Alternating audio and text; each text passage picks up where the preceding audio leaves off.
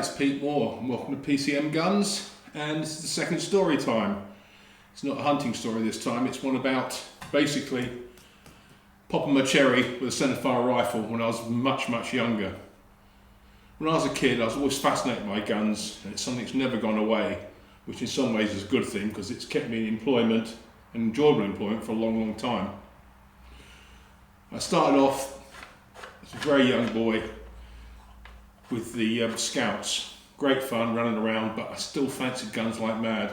And when I got a little bit older, I got a chance to join the Army Cadet force, which was like heaven for me. Real guns, uniforms, the whole bit. So, we were a unit called Croydon Para, down in Mitcham Road in Surrey, which had nothing to do with parachute regiment at all, even though we wore the cap badge, but with a black beret. It's just, I don't know, I think we just shared the drill hall with them. And I soon got right into it. Introduced to No.4, dummy training rounds, how to load it, how to load the clips up, all that good stuff, how to use it, apart from pull the trigger and make it go bang. We used it on exercise a bit with blanks, and that was always a great thing. They'd give you a few blanks and you'd have fun with those. Anyway, they decided to start a shooting team, and I was right up for that. And basically our captain, a bloke called Bishop, he picked most of the bigger boys because the No.4 for a 14-year-old, that sort of thing, is quite a beast. And then we got the word we were going to go to Bisley for our first shoot. Basically just have a bit of a shoot, knock about, see how we felt about it. And we all pulled out our No.4 Mk2s, and this is a No.4 I borrowed off Henry Crank. Great thanks to them. It's not a No.4 Mk2, it's a Canadian No.4 Mk1 long branch, which is the way the bolt comes out. It's also got the cheaper L-flip battle sight, which is just an L shape, but like the M16 sight, only obviously predates it. The taller aperture is marked for 600 and the shorter aperture for 300, and that's all you get. All the adjustment is done by changing the height of the foresight to zero it and knocking the foresight left and right to get your laterals sorted out. But our guns, No.4 Mk2s, they had a flip-up leaf type sight, which you screwed up for range, and it had a single aperture for, I think, 200 yards for general battle sight use. Okay, there we were, all on the range, all ready to go, very excited, and also quite frightened, because you knew one thing with the old British 303 cartridge, it was a thumper, and I'd never fired anything like that before. I'd fired some 2.2s at fairs, air guns, but nothing like that, and to me it was just a big cartridge in a big rifle. Things I remember most of all, it was a blistering hot Saturday afternoon down at Bisley. We went to the zero range first, which is very different from the zero range you see today. And the ammo comes in like plywood boxes. They're painted brown, they've got all the stencil markings on them in yellow, ball, Mark 8Z I think they called it then. And when you took the lids off the boxes, there was like a big tin can inside, soldered shut, a bit like a vertical sardine can. And you had a ring pull top, you ripped it off, and inside were bandoliers of ammunition. And the 303 ammunition came loaded in 5-shot, should we say, stripper clips or charges, call them what you will. And the gun took 10 rounds. The No.4 and these sorts of rifles were never intended to have a mag change, even though they were issued with a spare mag. All the guns were loaded by stripper clips. But the problem with the stripper clips was that because the rounds are rimmed, that you have to stack them in a certain order, because when they go into the magazine, all the rims need to be one in front of the other, otherwise you get an awful jam. And so first thing we did, once we got the ammunition boxes open, pulled all them out of the clips and checked their orientation, so it's either 3 up, 2 down, or 2 down, 3 up. And some guns are quite fussy how they did it, so we spent about half hour doing that. And then it was time. And that was like the big thing. People were saying, oh, you know, some said, well, I'm going to put my berry on my shoulder and stop the recoil. And we said, oh, no, that wouldn't be the way to do it, because we were stupid and young and didn't know any better. I remember getting down behind the rifle, just prone, no bag, no nothing. In the old days, just sat there, laid there prone, elbows on.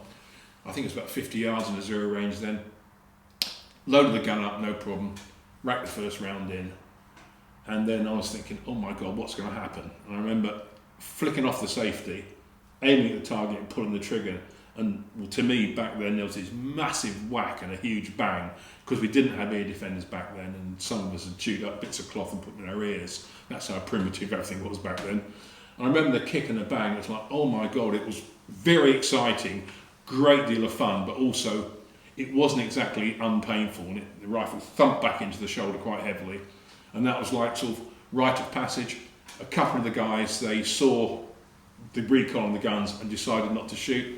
Perhaps they're more sensible than me, I don't know, but I just shot all I could. And then we went on to Century, 100 yards, and just banged away at figure 11 targets. I mean, nobody of us really knew how to shoot that well. It was just a first timer. And we had an amazingly good fun afternoon, we really did. Thumping the rifles, lots of sore shoulders, lots of blooming headaches appearing. And at the end of the day, we felt really cool about it, really, really cool. And our Captain Bishop, though he was just 14, he took us back to the Surrey hut and bought us all a pint of cold cider each, which was great fun. Some of us had 2 of them.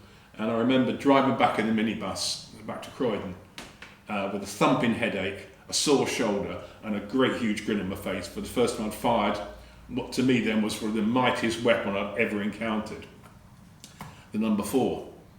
Amazing. And we went on to shoot competitions. We weren't that good, but it didn't really matter because we just enjoyed ourselves intensely, and none of the competition was that good either.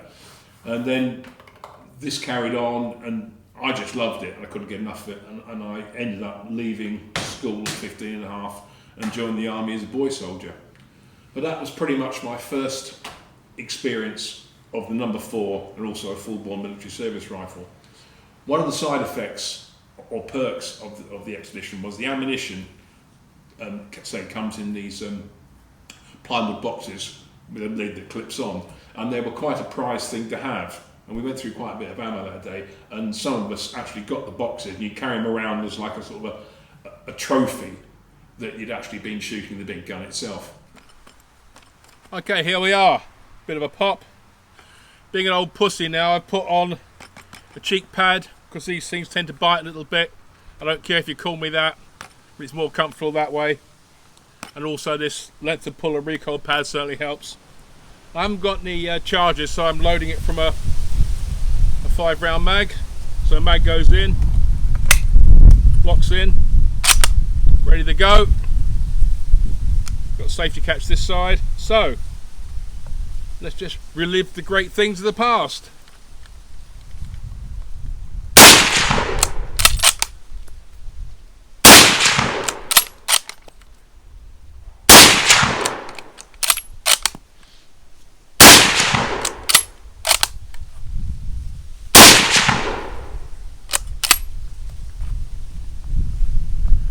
Got to say that didn't feel quite so bad as I remember as a kid, but then I've got this stuff on there.